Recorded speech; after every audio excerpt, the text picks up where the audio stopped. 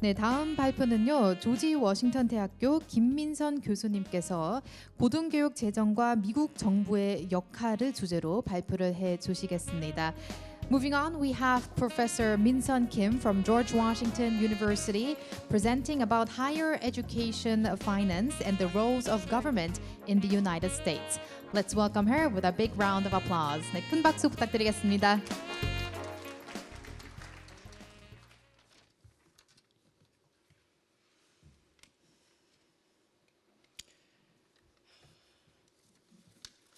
I'm going to speak in English, but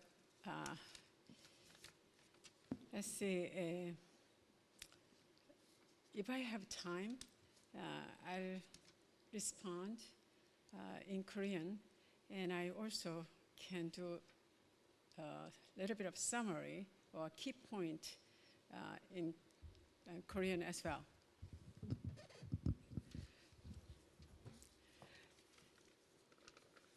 I'm Min-sun Kim from George Washington University. I'm teaching there, and I've been there almost 18 years. I left South Korea so about 30 years ago, probably more than that. But I'm just trying to just figure it out how I can actually deliver some of the important higher education finance facts and try to make meaning with this conference.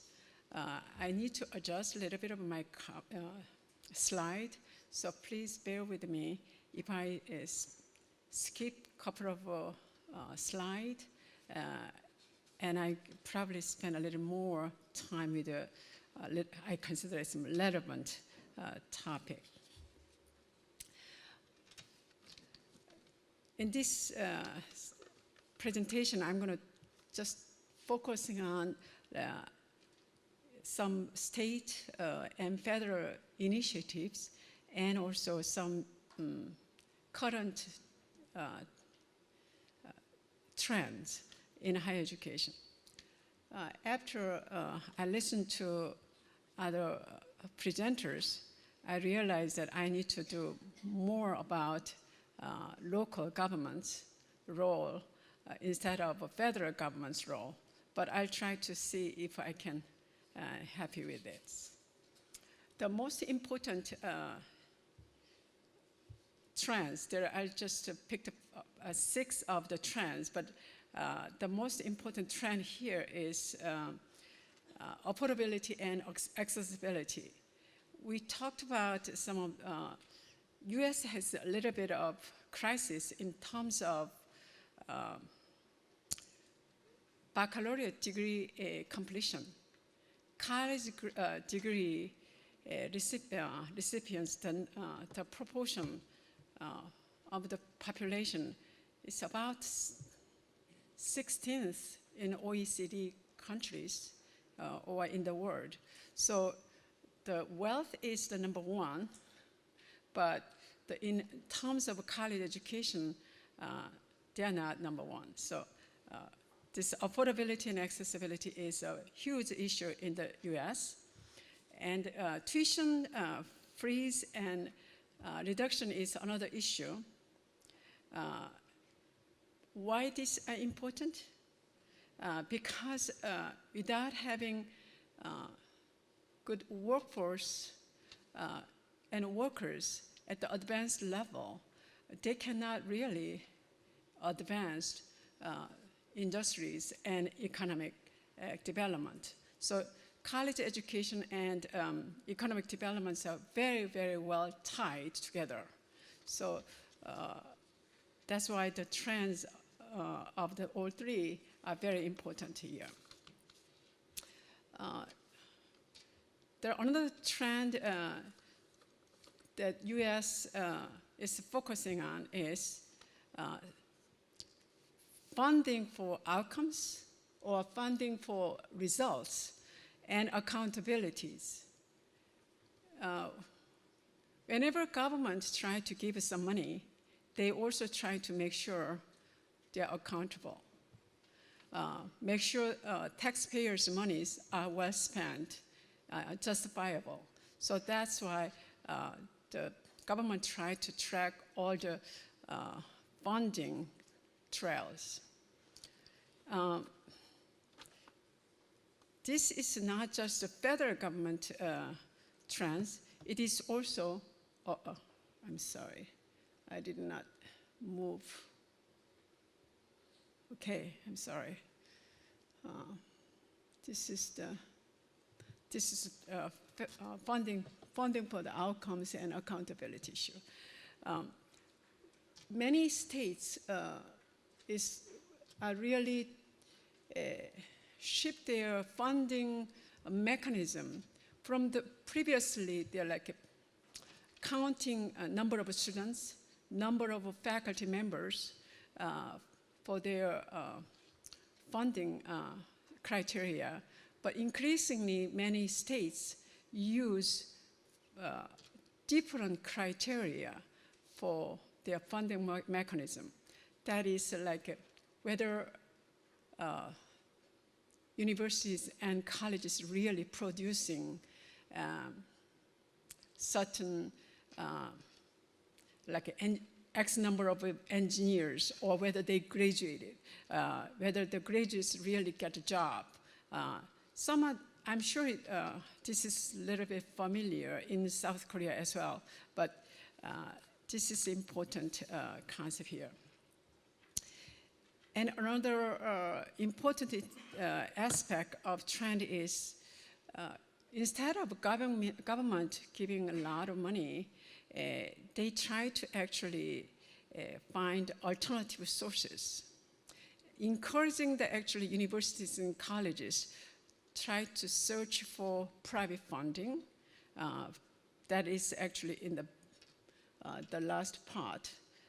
Here is a collaboration between public and private sectors, entities. So basically, see if graduates can get some good education training, and also can access to the jobs, and try to, like business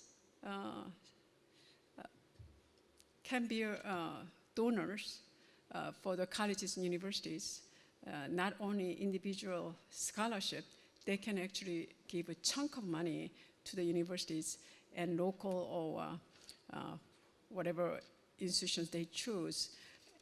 Particularly, they probably choose more likely the institutions that surrounding us, can benefit the companies, right? So this is what they're doing. I'm going to just go back, and I don't know if I can go back and forth.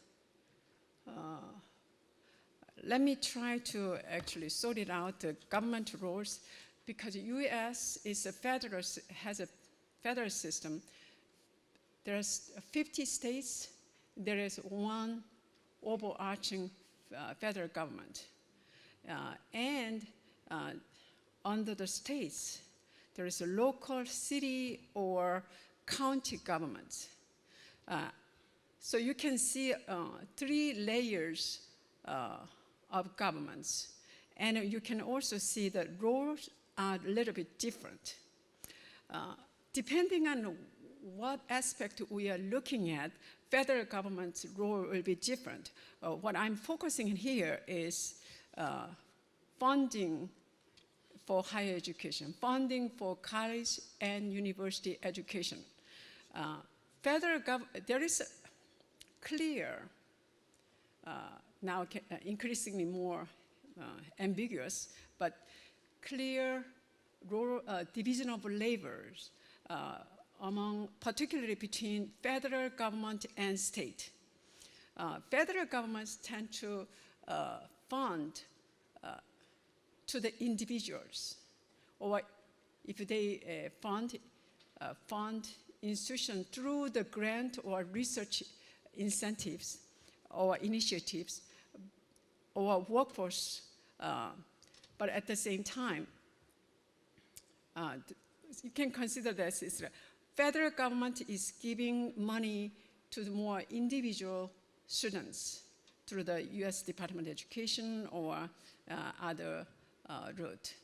And state governments is focusing on direct funding, so-called appropriations or funding allocations to the public universities. Like here, you can consider as a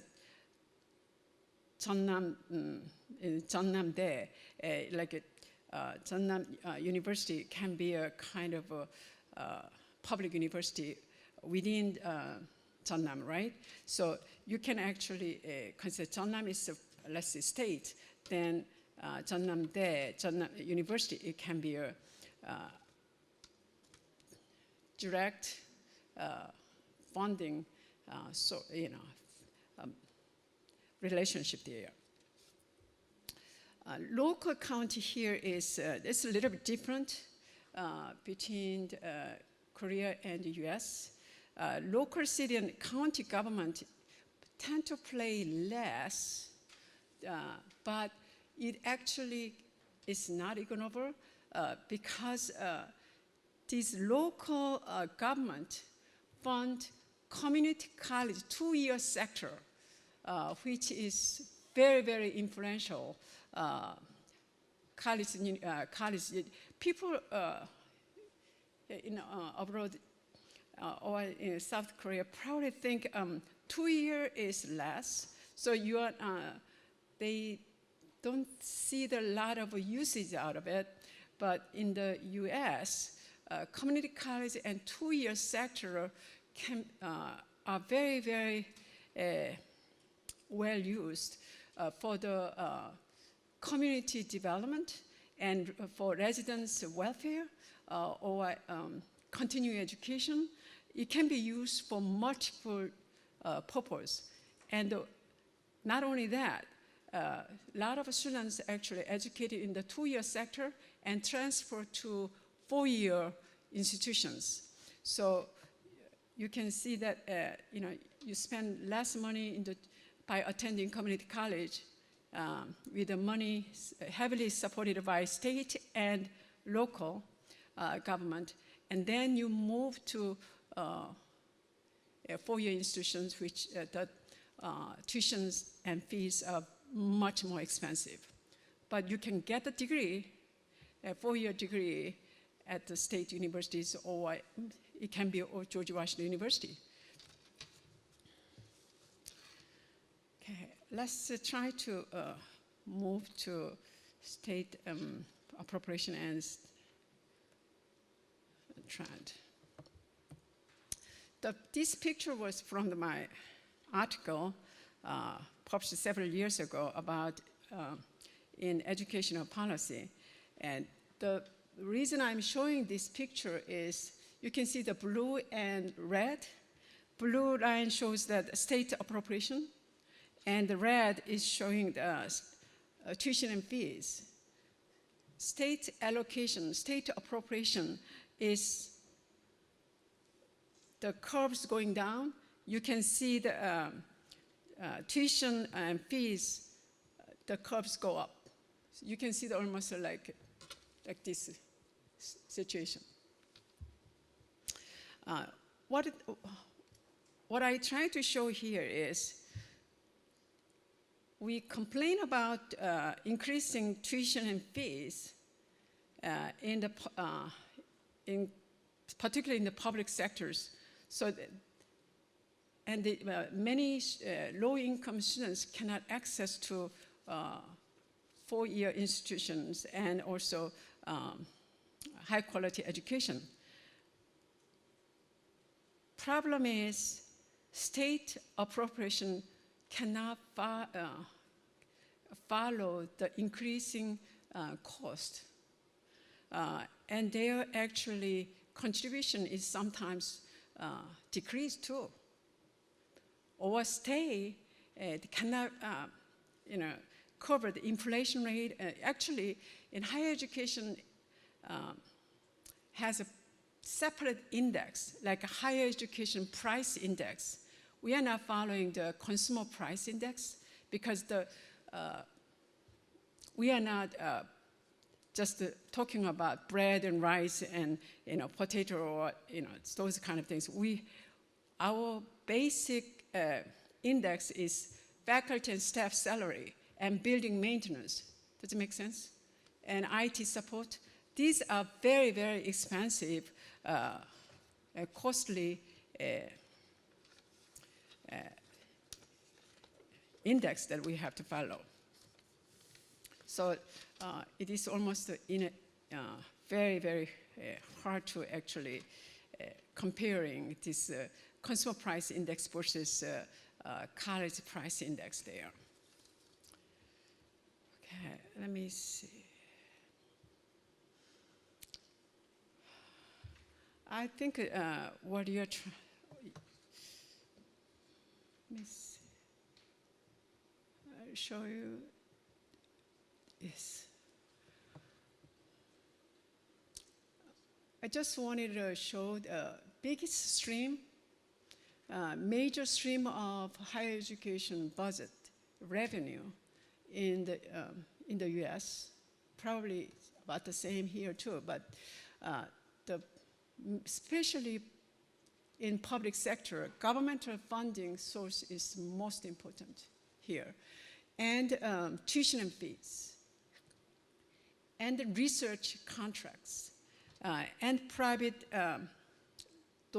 donations and philanthropic activities. These are very, very important component.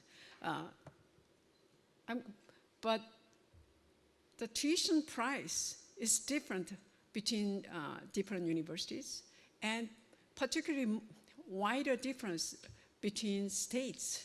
So I want to just tell you the why there is so much differences in terms of college cost and price, okay?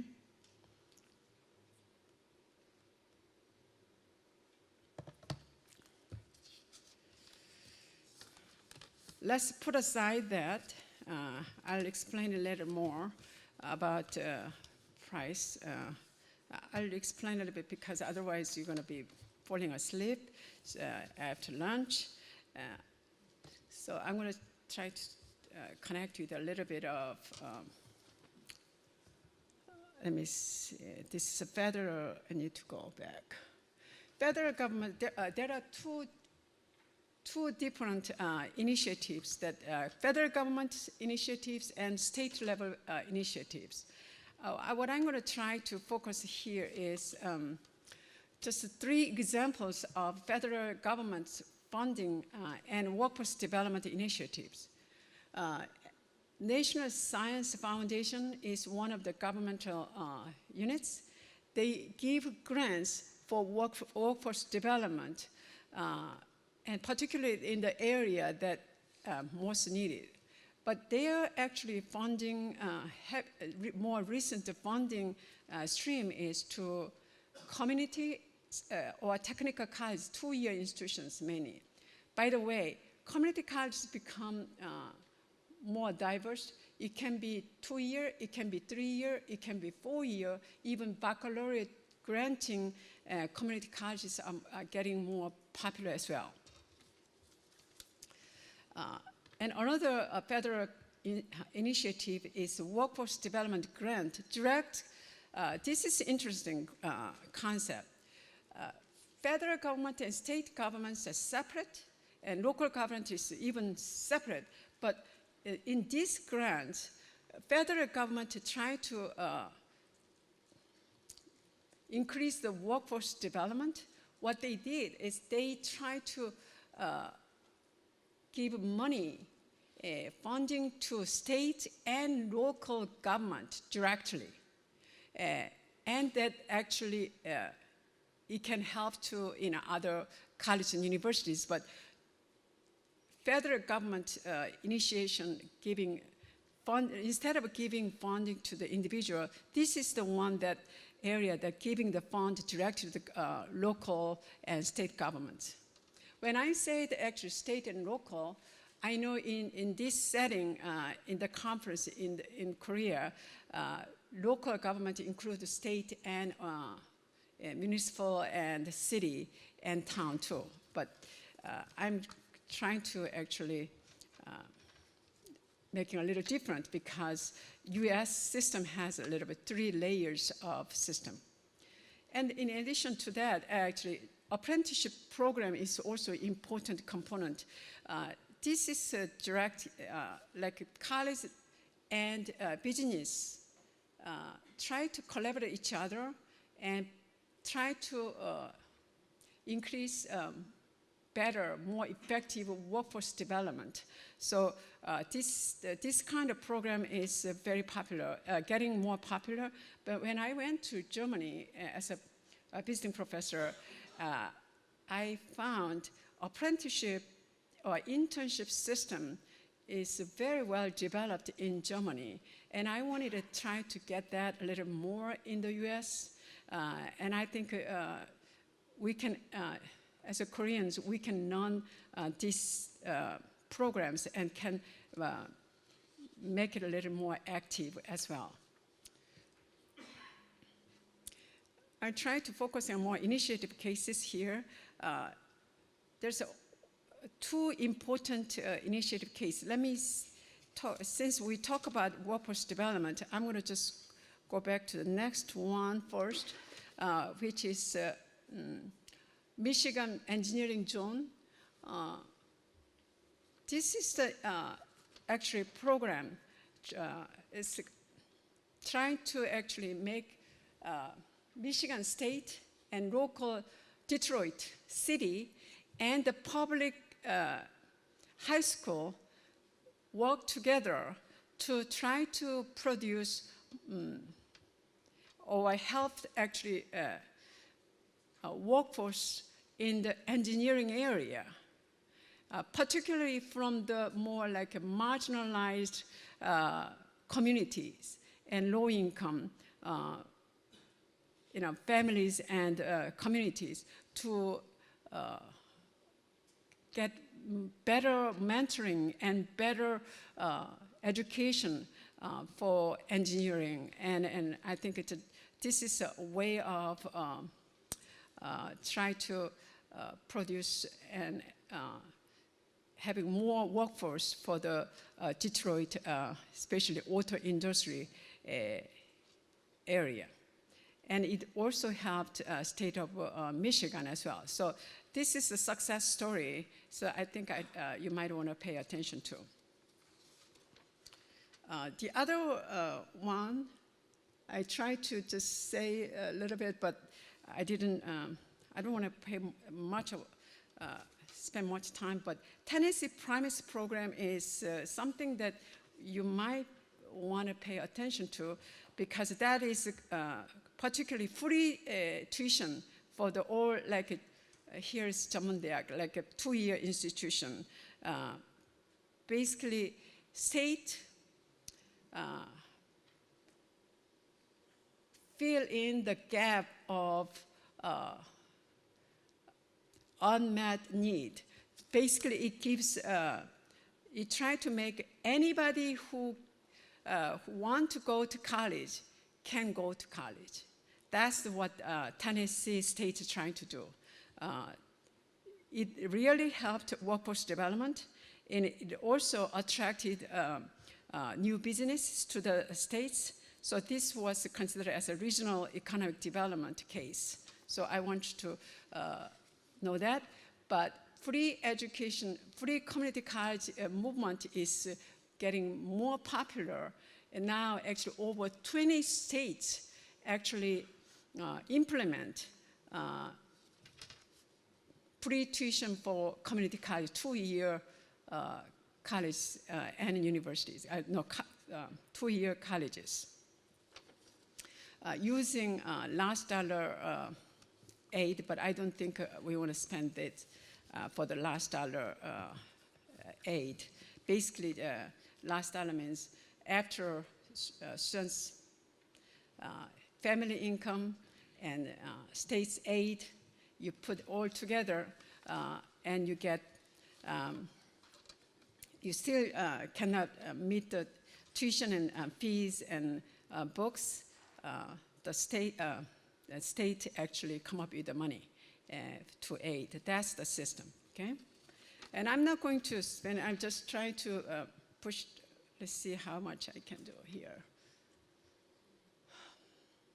What I'm trying to say here is Michigan case, it really depending on the situation of the states that affecting the capacity of funding and at the same time the value of the taxpayers and government. Basically, when government giving means taxpayers' willingness to pay, it is combined. It is not just government and taxpayers are separate. Taxpayers, without taxpayers' support, government cannot spend so much money for education or workforce development as well, right? I'm trying to put the California case. California has a 3-layered system. I'm not going to go into that. You see that I lived in California for several years, but California, Cal State, and community college. What I wanted to point it out here is California is the largest economy in the US in terms of state, number 1 in terms of the economic scale. And I try to make sure this information here. California is, if you put nations together in the whole world, California state just itself is the 5th largest economy. So when we talk about states and the federal and the local, California itself is the number 5 in the, if you put in an economy in the whole world. That the game is very different. So you need to adjust the concept here. They behave a little different, and not little, actually a lot different.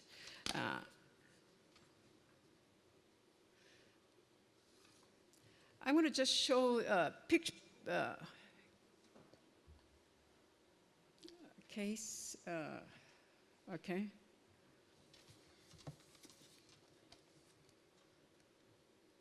Yes. 2-year sectors. Are you? Do I need to finish it? Yeah. Okay. All right. I can finish it.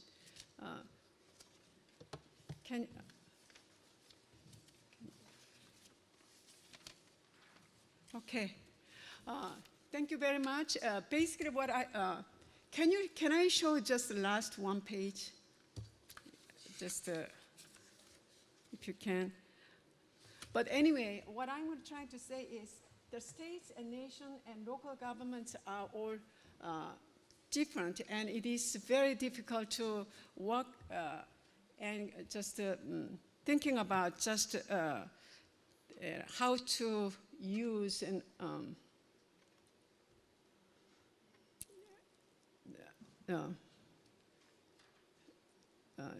I wanted to just show the interstate compact. Basically, what I want to try to show is there is local government and the states make an action and try to make education more affordable and produce more,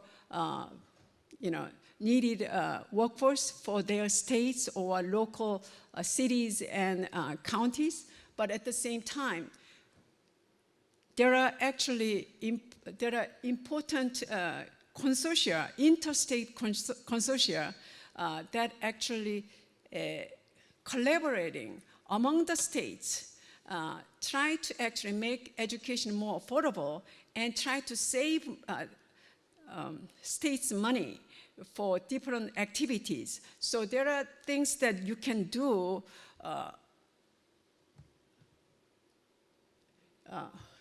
Yeah. There are a lot of things you can do through the interstate collaboration effort. So that's what I'm trying to say here. All right, Professor. Okay. All right, thank you. I think that's the time we have. Thank you. I wish we had more time. All right, let's give Professor Min-sun Kim, another big round of applause for that presentations. Thank you very much for laying out the different trends in higher education financing and funding.